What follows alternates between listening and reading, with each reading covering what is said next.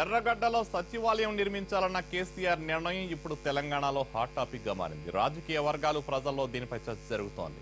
నిజాం కాలం నాటి సైఫాబాద్ ప్యాలెసే ప్రస్తుత సచివాలయం. ఇది కాస్త వాస్తు దోషంతో సెక్రటేరియట్ హోదా కోల్పోనుంది.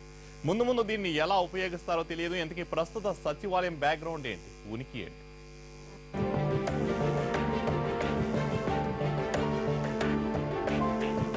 ఎన్టీఆర్ మొదలు చంద్రబాబు, రాజశేఖర్ రెడ్డి, రోసయ్య, కిరణ్ కుమార్ రెడ్డి వరకు పాలన సాగించిన సచివాలయం అది.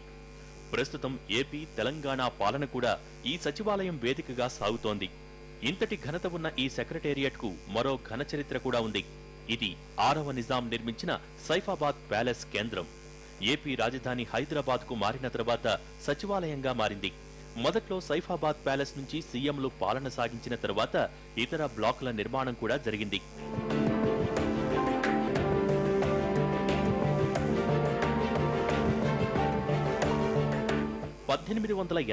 లో సైఫాబాద్ ప్యాలెస్ ను 6వ నిజాం నిర్మించారు.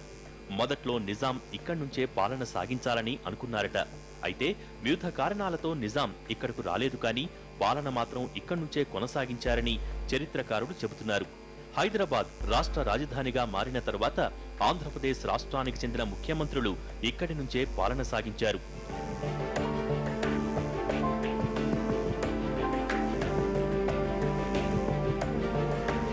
గతంలో ముఖ్యమంత్రులు, మంత్రులు తమ వాస్తు నిపుణుల సలహాలకు అనుగుణంగా అవసరమైన మార్పులు, చేర్పులు చేయించుకున్నారు. గతంలో వాస్తుకు సంబంధించి మార్పులు, చేర్పులు చేపట్టినా ఈ స్థాయిలో చర్చలు, విమర్శలు వచ్చిన పరిస్థితులు లేవు. తాజాగా ఎర్రగడ్డలో సచివాలయం నిర్మించాలన్న నిర్ణయం హాట్ టాపిక్ గా మారింది.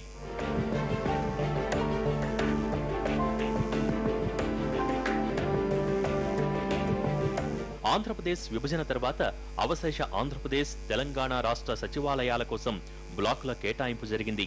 ముఖ్యమంత్రిగా బాధ్యతలు తీసుకున్న తర్వాత వాస్తు నిపుణుల అభిప్రాయాలు తీసుకున్న కేసీఆర్ మొదట్లో మార్పులు చేయించాలనుకున్నారు. వాస్తుకు అనుగుణంగా మార్పులు చేయిస్తే సరిపోదని, మరోచోట కొత్తగా నిర్మించడమే మేలని కేసీఆర్ భావించారు. దీంతో ఎర్రగడ్డలో కొత్త సచివాలయాన్ని నిర్మించాలని తెలంగాణ రాష్ట్ర ప్రభుత్వం నిర్ణయం తీసుకుంది.